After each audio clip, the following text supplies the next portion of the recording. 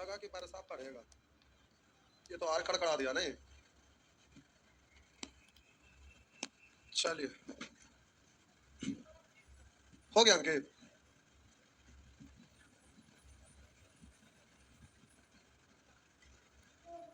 चलिए आने वाले आ रहे हैं, एक सेकंड।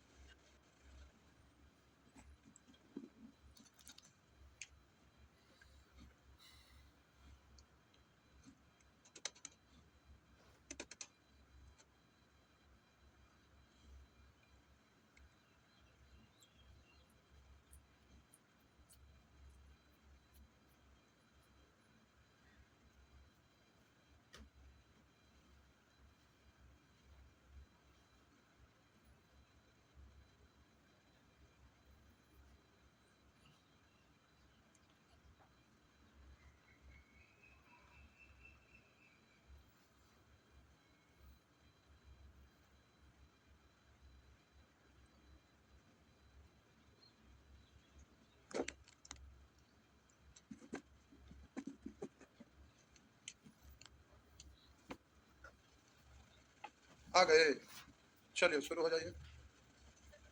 नोट लिखना पड़ेगा पहले, लिखिए लिखिए। पंखा नहीं चल रहा है, चप्पल पहने हुआ या स्विच होगा डाल दीजिए। अच्छा यहाँ कितना डाल, चला चलिए ठीक। लिखिए, शुरू हो जाइए। लिखिए, 3-4 गो पॉइंट है। एक नंबर में लिखिए पॉइंट 1, रोमन अंक में पहला, एक के अंदर एक दो, यानी एक लिख के फिर उसके अंदर 2 को पॉइंट लिखा गया, तो रोमन अंक में लिखिए 1। यदि किसी बेर्त की, यदि किसी बेर्त की 2 चाप सर्वांगसम हो, यदि किसी बेर्त की 2 चाप सर्वांगसम हो, तो उसकी संगत जीवाएं, यदि किसी बेर्त के 2 चाप सर्वांगसम हो, तो उनकी संगत जीवाएं, तो उनकी संगत जीवाएं बराबर होती है, तो उनकी संगत जीवाएं बराबर होती है, तो उनकी संगत जीवाएं बराबर होती है। लिख दिए। तो देखिए ये प्यारे आपका बेर्त है, ठीक, ये बेर्त का केंद्र। अब इस बेर्त में 2 गो चाप है, एक चाप ये है, ये एक बेर्त में 2 चाप है, एक चाप ये है और दूसरी चाप ये है। बोले ये दोनों चाप आपस में बराबर है। एक चाप का हम नाम रख दिए ए बी और दूसरा चाप का नाम रख दिए सी। तो हम बोले एक बेर्त में 2 चाप है और दोनों आपस में बराबर है, सर्वांगसम है, तो बोले कि इसके संगत जीवाएं भी बराबर होगा, इसके संगत जीवाएं भी बराबर होगा, मतलब ए बी बराबर सी डी। तो हम बोले प्यारे यहाँ पर चाप सी डी और चाप ए बी बराबर है, इसलिए बोले कि इसके संगत जीवाएं भी आपस में बराबर। अब इसको मिलाना चाहेंगे तो मिला दीजिए, देखने में थोड़ी कॉम्प्लिकेटेड लगेगा, इससे हमें कोई लेना देना नहीं है, लेकिन लेना देना अगर आप चाहेंगे कि रहे तो प्यारे ये जीवा और ये जीवा दोनों आपस में बराबर है। तो अब इसको आप वृत्त का ही केंद्र है, तो इधर मिलाए तो त्रिज्या है, ये त्रिज्या है, ये त्रिज्या है, ये त्रिज्या है, तो बोलिए ये और ये बराबर और ये सब बराबर, तो ये त्रिभुज और ये त्रिभुज भी बराबर और सर्वांगसम होगा, तो उसका यूज नहीं रहता, रहेगा तो आप बोलेंगे ये कौन और ये कौन बराबर, ये कौन ये कौन ये कौन ये कौन भी आपस में बराबर होगा, क्योंकि दोनों त्रिभुज सर्वांगसम होंगे। लेकिन हम आपको बोले कि यदि किसी बेट के में 2 चाप अगर सर्वांगसम हो, मतलब बराबर हो, तो इसके संगत जीवाएं भी बराबर होती है। अब एक सेकंड, अब दूसरा पॉइंट में आप लिखेंगे कि जब किसी बेट के 2 जीवा बराबर हो, तो इन जीवा के द्वारा बना चाप भी आपस में बराबर होंगे। तो पहला ही लिखिए तो दूसरा लिखा देते हैं। आसान चीज है, भारी चीज नहीं है, बस याद रखना थोड़ा सा।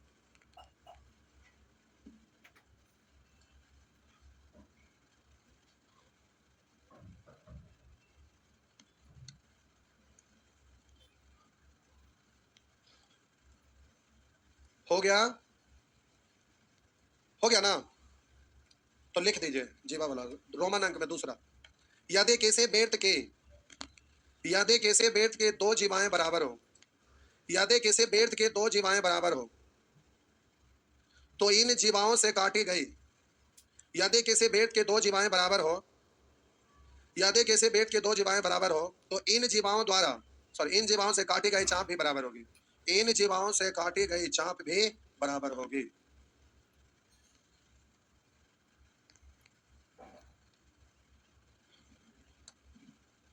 मतलब तो आप देख ही लिए, फिगर फिर से बनने की जरूरत ना है।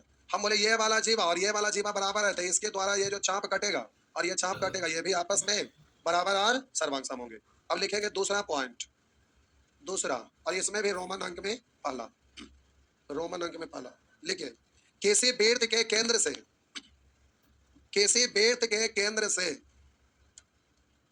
किसी वृत्त के केंद्र से जीवा पर डाला गया लंब, किसी वृत्त के केंद्र से जीवा पर डाला गया लंब जीवा को समद्विभाजित करता है। किसी वृत्त के केंद्र से जीवा पर डाला गया लंब जीवा को समद्विभाजित करता है। किसी वृत्त के केंद्र से जीवा पर डाला गया लंब जीवा को समद्विभाजित करता, मतलब देखिए, ये प्यारे आपका वृत्त है और ये आपका वृत्त का केंद्र मान लेते हैं ओ है, और एक जीवा है, ये एक जीवा है। इस जीवा का नाम हम रखते हैं ए बी, एक जीवा है ए बी।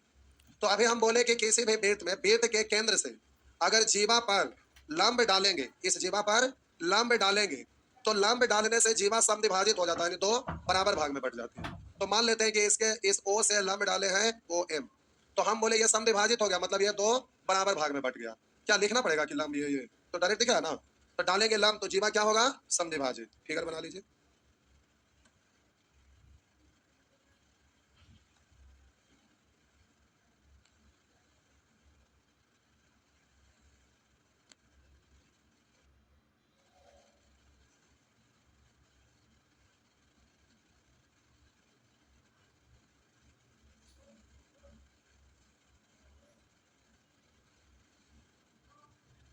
लिखिए, इसी का दूसरा पॉइंट लिखिए। किसी भी वृत्त के केंद्र, किसी भी वृत्त के केंद्र तथा किसी भी वृत्त के केंद्र तथा उसके एक जीवा, उसके एक जीवा के मध्य बिंदु को, के मध्य बिंदु को मिलाने वाली रेखा, मिलाने वाली रेखा जीवा पर लंब होती है, जीवा पर लंब होती है। लिख दिए। मतलब इधर देखिए प्यारे, ये आपका वृत्त है, ये क्या है, वृत्त है, और यहाँ वृत्त का केंद्र ओ है, और एक जीवा है जिसका नाम है ए बी, ये आपका एक जीवा ए बी है। अब हम बोले कि किसी भी वृत्त के केंद्र और एक जीवा के मध्य बिंदु, तो इस जीवा के मध्य बिंदु का मतलब, इस पर कोई बिंदु लीजिए, मान लेते हैं ये मध्य बिंदु है, तो मध्य बिंदु का मतलब ये दो बराबर भाग में ना पड़ जाएगा, तो मध्य बिंदु को केंद्र से अगर मिला देंगे तो ये क्या होगा, लंब होगा। वही चीज ना हो गया, हाँ या ना, केवल भाषा बदल गया, चीज तो वही है। तो फिगर बनाने की जरूरत ना, हम फिर से दोबारा बनाए इसलिए कि ताकि आपको भाषा जो लिखा है वो समझ में आ सके। तो हम बोले किसी भी वृत्त के केंद्र और एक जीवा के मध्य बिंदु को अब केंद्र से मिलाने वाली रेखा इस पर लंब होती है। ध्यान में रहेगा ना। आगे लिखे तीसरा पॉइंट, रोमन अंक में एक लिखे। किसी वृत्त की समान जीवाएं, किसी वृत्त के समान जीवाएं केंद्र से, किसी वृत्त के समान जीवाएं केंद्र से समदूरस्थ होती है, केंद्र से समदूरस्थ, समदूरस्थ होती है। लिख दिए। देखिए ये आपका वृत्त है और ये आपका वृत्त का केंद्र ओ है। तो हम बोले कि किसी भी वृत्त में दो जीवाएं बराबर है, किसी भी वृत्त में दो जीवाएं बराबर है, तो एक जीवा हम यह बनाए, मान लेते हैं ए बी, और दूसरी जीवा हम यह बनाए, मान लेते हैं सी डी। कोई जरूरी नहीं कहीं पर बना सकते, यहाँ बनाए, ठीक सामने में भी बना सकते थे, कहीं भी बनाइए। वृत्त में ये दो जीवा बराबर है। हम बोले कि किसी भी वृत्त में दो जीवाएं अगर बराबर है तो दोनों जीवाएं केंद्र से समदूरस्थ होती है, मतलब समान दूरी पर होता है। तो बोलिए ये जीवा दोनों आपस में बराबर है, तो केंद्र से समान दूरी पर, यानी जितना लंबाई ये होगा उतना ही लंबाई ये और ये दोनों आपस में बराबर होगा। एक ही वृत्त में दो गो जीवा कहीं पर भी खींचे, इधर से सामने कहीं भी, तो अगर दो जीवा बराबर है तो दोनों जीवाओं केंद्र से समान दूरी पर होगा, यानी ये दोनों वाला केंद्र से दूरी इसका जितना होगा उतना ही इधर भी होगा, दोनों आपस में बराबर होगा, और इस पर ये लंब डलाता है हमेशा, और ये आपस में समद्विभाजित हो जाता है। इसी का दूसरा पॉइंट लिखिए।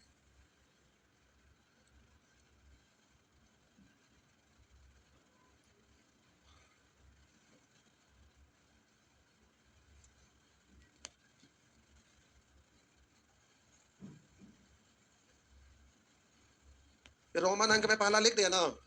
आइए दूसरा, यही वाला चीज भाई, यहाँ हम क्या बोले कि दो बराबर जीवाएं केंद्र से समदूरस्थ होती है, यानी समान दूरी पर होती है। अब हम बोलेंगे कि किसी भी वृत्त में दो जीवाएं अगर केंद्र से समान दूरी पर है तो दोनों जीवाएं आपस में, तो बोले कि दोनों बराबर दूरी पर है, तो जाहिर सी बात है कि दोनों जीवा बराबर होगा। तो लिखिए उसी को दूसरा नंबर में, लिखिए किसी वृत्त के दो जीवाएं जो केंद्र से, किसी वृत्त के दो जीवाएं जो केंद्र से समदूरस्थ है, किसी वृत्त के दो जीवाएं जो केंद्र से समदूरस्थ है, परस्पर समान होती है, परस्पर समान होती है, परस्पर समान होती है।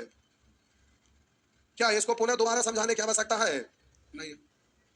दो गो जीवा खींचा, केंद्र से समान दूरी पर देख गया, इसका मतलब दोनों जीवा आपस में बराबर। और जब दो जीवा बराबर है तो ये दोनों दूरी आपस में बराबर है। कोई एक को याद रखिएगा, दूसरा का अपने आप याद हो जाएगा। आइए चौथा नंबर, चौथा का पहला लिखिए, किसी वृत्त के दो असमान जीवाओं, किसी वृत्त के, किसी वृत्त के दो असमान जीवाओं, किसी वृत्त के दो असमान जीवाओं में से बड़ी जीवा, बड़ी जीवा छोटी जीवा की अपेक्षा, बड़ी जीवा छोटी जीवा की अपेक्षा केंद्र से निकटतर होती है।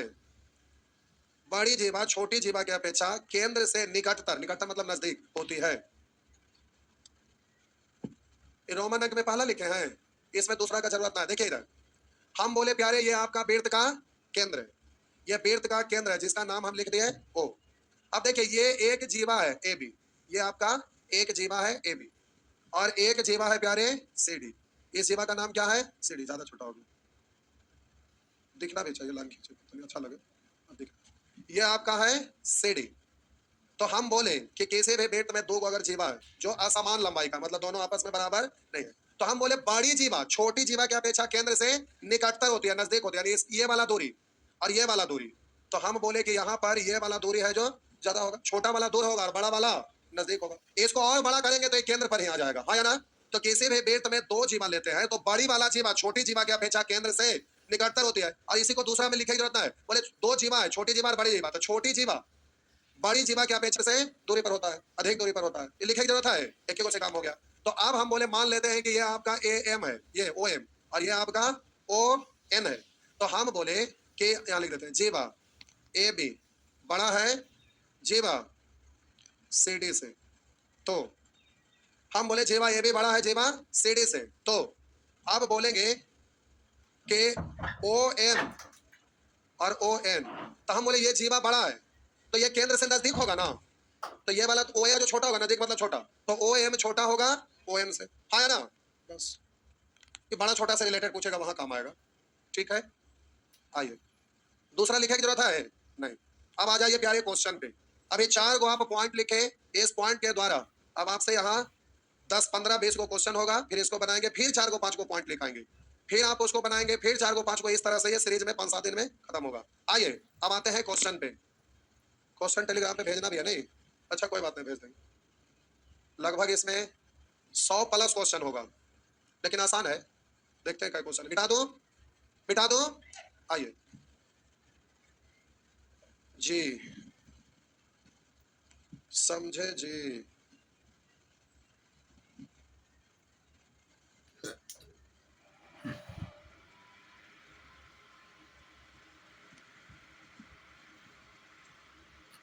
आइए देखते हैं कितना क्वेश्चन है, फाइनल नहीं है नहीं।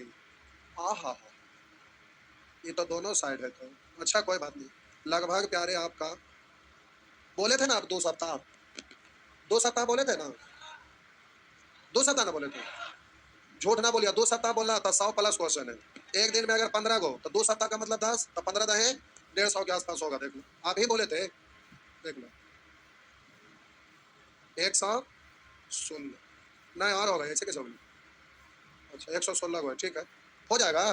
भारी वाला में एक दिन में 15 को ना बनता है, एक दिन में 5 से 7 को में आप अटकते हैं, तो 100 को रहेगा लगभग, तो होगा ना 100 को मान के चलो। आइए अब प्यारे ये आपका प्रश्न है, शुरू हो जाइए। पढ़ाई कभी खत्म होता है? जीवन भर पढ़ते रहिए, कुछ ना होगा। सॉरी खत्म नहीं हो, खत्म नहीं होगा, कुछ नहीं होगा नहीं। गड़बड़ बोलते नहीं, क्या बात। आइए कह रहा है कैसे अब यही आप पढ़ेंगे ज्योमेट्री को एकदम मन से, तब पीएचडी करते हैं तो प्रोफेसर बनना रहा।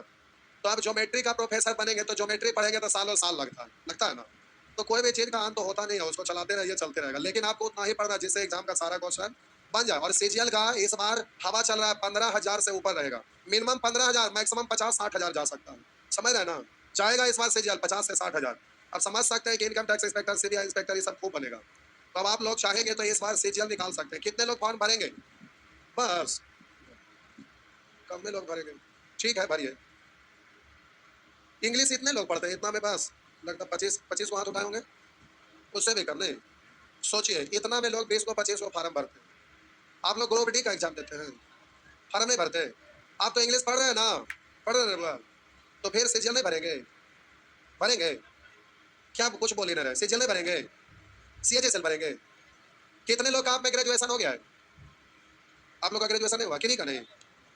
ग्रेजुएशन हो जाए तो आवाज से भरिए, क्योंकि आप मेंस में आप पेपर इंग्लिश रहता था एक में, तो इंग्लिश केवल रहता था, लेकिन अब तो कंबाइंड हो गया, तो उसमें सब आ गया, जिसके वजह से मान लेते हैं इंग्लिश में कम बनाए, मैथ रीजनिंग ज्यादा बना ले, जीएस बना लिया, ऐसा ना करेंगे तो वहां पर सिलेक्शन होगा। तो सीजीएल के नाम पे डरिए नहीं, अब सीजीएल ग्रुप डी से ज्यादा आसान हो गया है, इसलिए आप लोग का भी ग्रेजुएशन हो जाएगा तो भरिए। समझ गए? इंग्लिश पढ़ ही रहे हैं तो भरने में क्या दिक्कत है। आइए, करा कैसे? बेर्थ का व्यास 30 सेंटीमीटर है। बेर्थ का व्यास 30, तो त्रिज्या कितना? बेर्थ का व्यास 30, तब बोलेंगे त्रिज्या प्यारे कितना? 15 ना। अब जरा गौर करेंगे, तथा इसकी एक जीवा 24 सेंटीमीटर है। जीवा की लंबाई है 24 सेंटीमीटर है। तो केंद्र पर से अगर इस पर लंब डालेंगे तो जीवा समविभाजित हो जाता है ना। इस पर लंब डालेंगे तो ये दो बराबर भाग में बढ़ जाएगा। मान लेते हैं बेर्थ का केंद्र ओ है और जीवा की लंबाई ए बी है, और इससे ओ से लंब डाला गया ओडी, तो हम बोले जीवा समविभाजित होगा, यानी एडी बराबर बीडी। और वहां कह रहा है किसी बेर्थ का व्यास 30 है। व्यास 30 है तो ये व्यास आप पढ़ेंगे कि नहीं? इसको व्यास से पढ़ेंगे ना। तो जब ये व्यास 30 है तो यहां से यहां त्रिज्या पढ़ेंगे, तो प्यारे त्रिज्या हो गया, तो ये कितना? 15। और बोलिए ये 24 है तो ये कितना? ये कितना? तो बोलिए ये वाला नहीं निकल जाएगा। तो प्रश्न में कह रहा है इस बेर्थ के केंद्र से जीवा की लंबिक दूरी, यानी ये लंब डाला गया है, तो ये लंबिक दूरी आपसे पूछा जा रहा है। तो प्यारे देखिए ट्रिपलेट याद होगा, 5 3 कॉमन करना दीजिए, तो ये 5 आई 4 तई कितना? 3 3 कॉमन किया जो गुणा कर दिया 3 तिया, तो ये आपका हो जाएगा ना। ट्रिपलेट याद है ना प्यारे? ट्रिपलेट भूलिएगा नहीं। ट्रिपलेट आपका भरपूर यूज होता है, ट्रिगोनोमेट्री में यूज होता है, मेंसुरेशन में, ज्योमेट्री में, सब जगह तो यूज हो ही रहा है। तो इसको आपको ट्रिपलेट ध्यान रखना है। जब आप रीजनिंग पढ़ेंगे तो डायरेक्शन डायरेक्शन चैप्टर पढ़ते हैं, वहां भी तो यूज होता है, तो ट्रिपलेट को भूलना नहीं है। आइए आगे,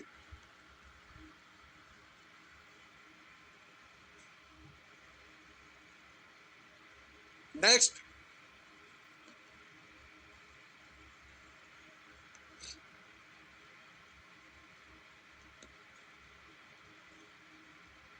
हो गया, मिटा दे। आइए नेक्स्ट, मिटा दो।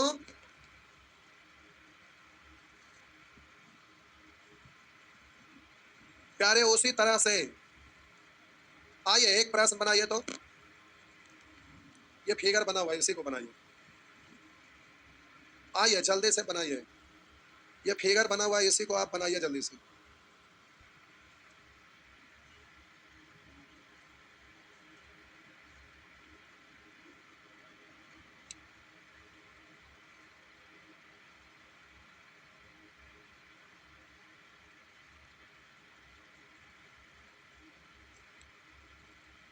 सब कुछ आपके सामने है, बनाइए।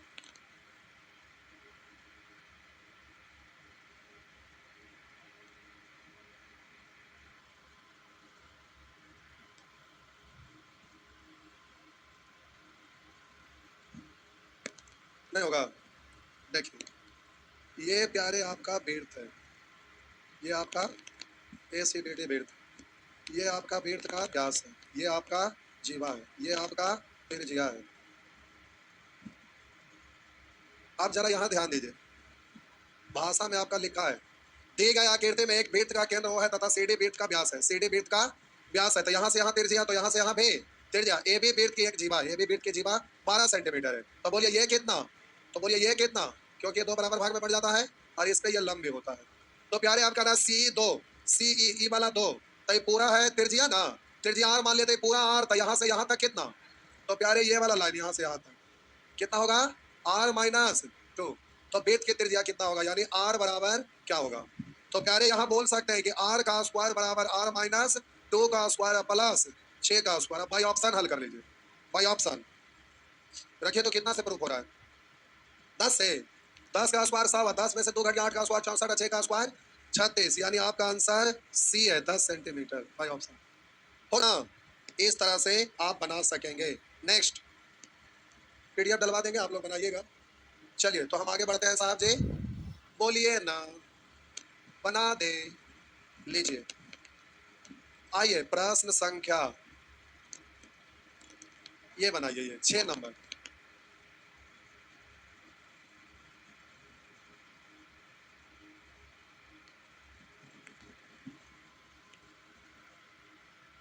आइए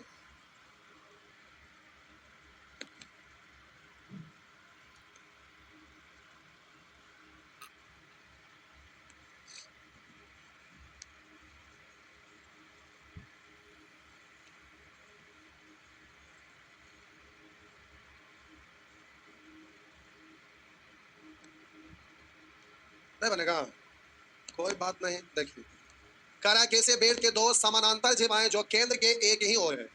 प्यारे ये आपका बेर्थ है, ये बेर्थ का केंद्र है। एक जीवा ये है और दूसरी जीवा ये है।